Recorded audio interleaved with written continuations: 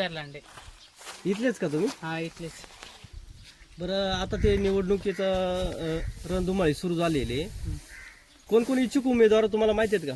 हो आशाताई अरे सॉरी काय म्हणते त्याला माहिताई लांडे आणि आमच्या गावातून अश्विनी सीताराम केदारी त्या पंचायत समितीला राहतात. त्यांना जिल्हा परिषदला माहिताई राहतात.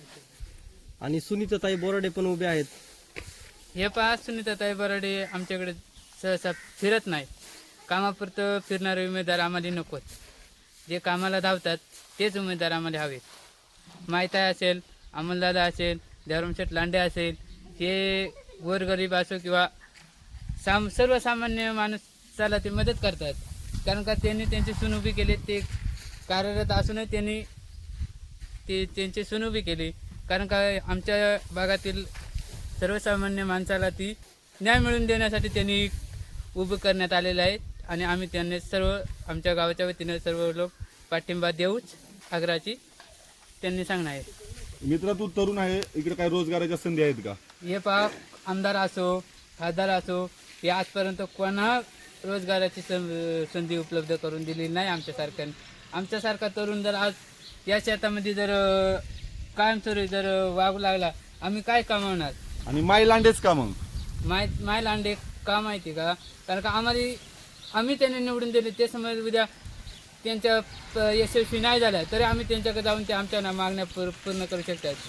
बाकीचे लोक कामापुरते येऊन आम्हाला काय कामापुरतं आम्ही अंगठा देऊ शकत नाही त्यांच्यासाठी. आणि आता तुम्ही भात शेती वगैरे करताय, आता पीक चालू आहे, परंतु इकडे रानडुकरं झाली, सांबर झालं, यांचा खूप शेतकऱ्यांना त्रास आहे. आज त्याच्यावरती त्यांनी काय केलंय का तुमच्यासाठी आजपर्यंत? हो, करणारच ना. ते पुढे जातात, आमचं जे अर्ज असतील काही सुविधा असतील ते आमच्यापर्यंत सांगतात. हे असं हे रानडुकरांसारखंच. बाहेरची लोक ही रानडुकराच येतात, भात तुडवतात, आमचा अंगठा तुडवतात. हे त्यांचं कार्य आहे.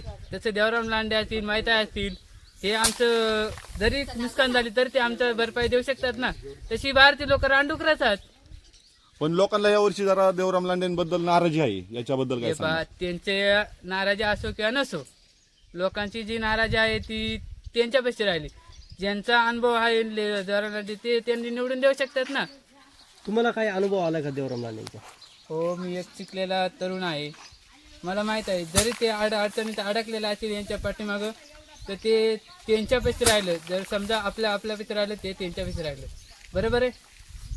ते निवडणुकीला राहिलेत कारण का त्यांनी भागाचा विकास करायचे. आजपर्यंत जे आमदार झाले, खासदार झाले, हे पहा आता हे तरुण इथं उभे आहेत.